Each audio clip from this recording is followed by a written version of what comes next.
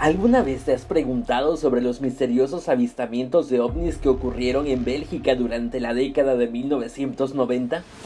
¿Qué sucedió realmente durante la oleada ovni belga que duró desde noviembre de 1989 hasta abril de 1990? ¿Por qué tantos testigos afirman haber visto triángulos negros en el cielo, algunos incluso describiendo luces debajo de estas naves? ¿Fue realmente rastreado un objeto desconocido en el radar? ¿Y por qué los pilotos de la Fuerza Aérea Belga no informaron haberlo visto? ¿Qué hay detrás de la misteriosa fotografía de un supuesto triángulo negro que circuló en ese momento? Bienvenidos a Más Allá de lo Desconocido.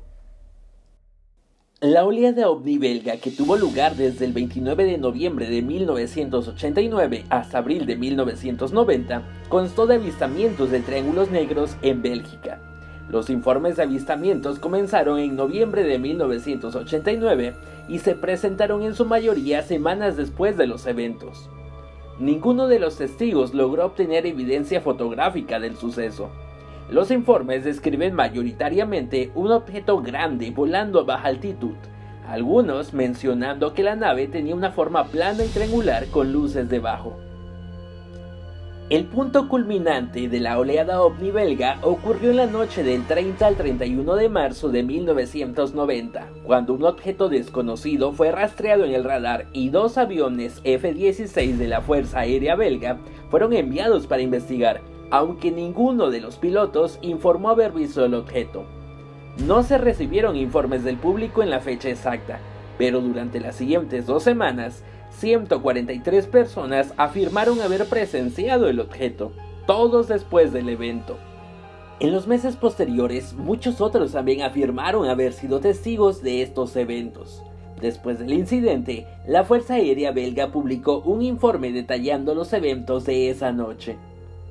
Alrededor de las 23 horas del 30 de marzo, el supervisor del Centro de Informes de Control, CIRC, Andrew, recibió informes de 3 luces inusuales moviéndose hacia Torenberg-Blue, ubicado al sureste de Bruselas.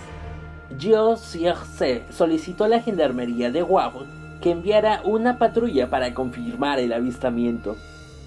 Unos 10 minutos después, algunos informes posteriores indicaron que se vio un segundo conjunto de luces moviéndose hacia el primer triángulo. El control del centro de tráfico en Saint-Marseille rastreó un objeto en su radar y se ordenó que 2 cazas F-16 de la base aérea Bubusha se dirigieran hacia el objeto. Durante este tiempo, algunos informes posteriores afirman que el fenómeno era visible desde el suelo, describiendo que la formación de luces mantenía en sus posiciones relativas mientras se movía lentamente por el cielo. Durante la siguiente hora, los 2 F-16 intentaron 9 intercepciones separadas de los objetivos. En 3 ocasiones lograron obtener un bloqueo de radar durante unos segundos, pero luego se demostró que eran bloqueos de radar entre sí. Los pilotos nunca informaron haber visto ninguno de los avistamientos reclamados. No observaron ninguna de las maniobras mencionadas y nunca bloquearon ningún objeto aparte del otro F-16. Se descubrió que todos los demás contactos eran el resultado de una interferencia atmosférica bien conocida llamada dispersión de Bragg. Después de las 0 horas con 30 minutos, el contacto por radar se volvió mucho más esporádico y el último bloqueo confirmado ocurrió a las 0 horas con 40 minutos. Después de varios contactos no confirmados, los F-16 finalmente regresaron a la base poco después de la 1 hora en punto. Los miembros de la Gendarmería de Wavre, enviados para confirmar el informe original, describieron 4 luces dispuestas en una formación cuadrada, todas realizando movimientos bruscos y cortos antes de perder gradualmente su luminosidad y desaparecer en 4 direcciones separadas alrededor de la 1:30 horas. También informaron que se escuchó un bajo ruido del motor y que parecía haber un palo que sobresalía de un extremo con una turbina, lo que muchos han afirmado que era un helicóptero que vieron. En abril de 1990, una foto falsa de un objeto triangular con 3 luces en cada esquina circuló en relación con la ola ovni belga. Sin embargo, esta imagen fue más tarde desacreditada. Varias explicaciones se han propuesto para estos avistamientos, incluida la posibilidad de helicópteros y fenómenos atmosféricos. Además, algunos críticos sugieren que la oleada fue una ilusión masiva impulsada por la cobertura mediática y la expectación del público. La ola ovni belga ha sido objeto de debate durante años y las opiniones sobre su autenticidad varían. ¿Qué opinas sobre la oleada belga ovni? ¿Crees que fue un evento genuino o una serie de malentendidos? ¿Qué explicación te parece más plausible para estos avistamientos? La incertidumbre que rodea a este caso nos invita a seguir reflexionando sobre los misterios que aún no hemos resuelto en nuestro mundo. ¿Has oído hablar del misterioso avistamiento de ovni que ocurrió en Melbourne, Australia, el 6 de abril de 1966? Te preguntas, ¿qué podría haber sido ese objeto volador no identificado que sobrevoló una escuela secundaria y dejó a cientos de estudiantes y profesores perplejos? ¿Qué explicaciones podrían haber para este enigmático evento que ha sido objeto de debate durante décadas? ¿Y qué pasa con las amenazas y el encubrimiento gubernamental que un maestro presenció y que ha mantenido en silencio durante tanto tiempo? Únete a nosotros mientras exploramos este intrigante caso ovni de Western y desentrañamos los misterios que aún rodean este enigmático evento. Bienvenidos a Más Allá de lo Desconocido. El 6 de abril de 1966, en Melbourne, Victoria, Australia, tuvo lugar el famoso avistamiento del ovni de Western. Este evento fue presenciado por más de 200 estudiantes y un maestro de Western High School, ahora conocida como Western Secondary College, alrededor de las 11 AM. El objeto volador fue descrito como una nave gris o verde plateada con forma de platillo y un ligero tono morado. Su tamaño era aproximadamente el doble de un automóvil familiar. Según los testigos, el ovni descendió, sobrevoló la escuela secundaria y desapareció detrás de un grupo de árboles. Luego, aproximadamente 20 minutos después, el objeto reapareció, ascendió a gran velocidad y partió hacia el noroeste. Algunos relatos también mencionaron que el objeto fue perseguido por 5 aviones no identificados. Las explicaciones iniciales sugirieron que el objeto podría haber sido un globo meteorológico. El periódico australiano The Age mencionó que un globo meteorológico lanzado por la oficina meteorológica podría haber sido la causa del avistamiento, ya que cientos de niños y profesores lo observaron durante el descanso de la mañana. Sin embargo, no se recibieron informes de pilotos comerciales, privados o de la Real Fuerza Aérea Australiana que reportaran algo inusual en la zona en ese momento. Otra explicación propuesta es que el objeto podría haber sido un globo fuera de control del proyecto de globos de gran altitud Hubble, utilizado para monitorear los niveles de radiación después de las pruebas nucleares británicas en Maralinga. Según Kate Basterfield, investigador, los globos Hubble tenían una apariencia plateada y presentaban un paracaídas y un tubo de gas saliendo de la parte superior, lo cual se asemeja a las descripciones del objeto por parte de los testigos. Además, hubo informes de que después del incidente, hombres de traje advirtieron a los testigos que no discutieran los detalles del ejercicio secreto del gobierno. Sin embargo, las explicaciones pueden variar según la perspectiva.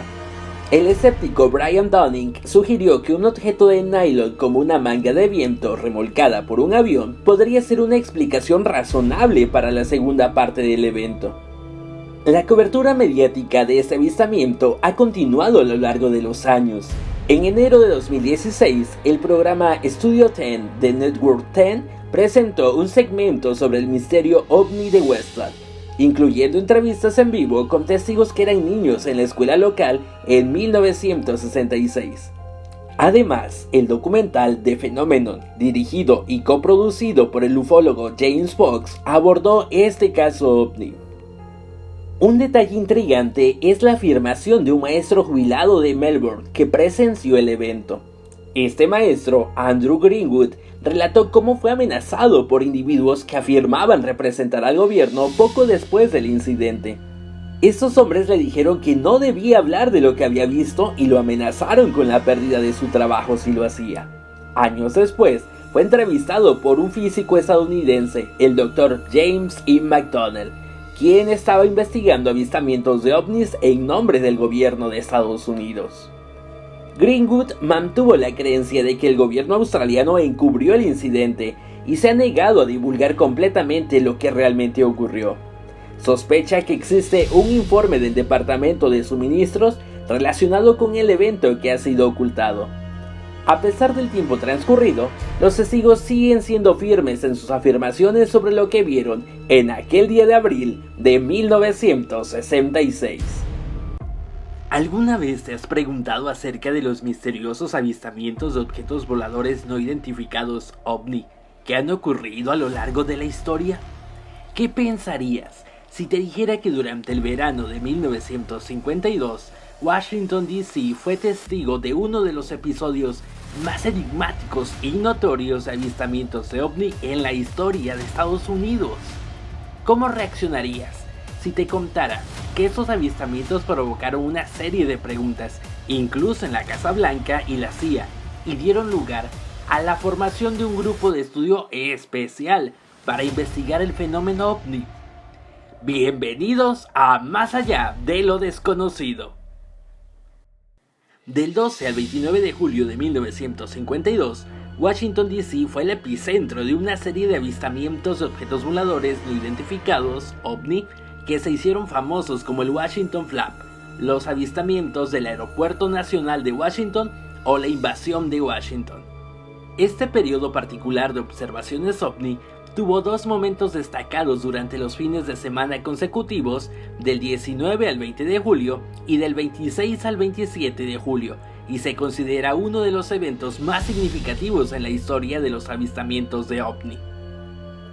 El 19 de julio de 1952, a las 23:40 horas, Edward Nugent, un controlador de tráfico aéreo en el Aeropuerto Nacional de Washington, que hoy en día se conoce como el Aeropuerto Nacional Ronald Reagan de Washington, detectó en su radar 7 objetos no identificados ubicados a 15 millas, 24 kilómetros, al sur-suroeste de la ciudad. Esos objetos no seguían ninguna ruta de vuelo conocida y no se correspondían con ningún avión en la zona.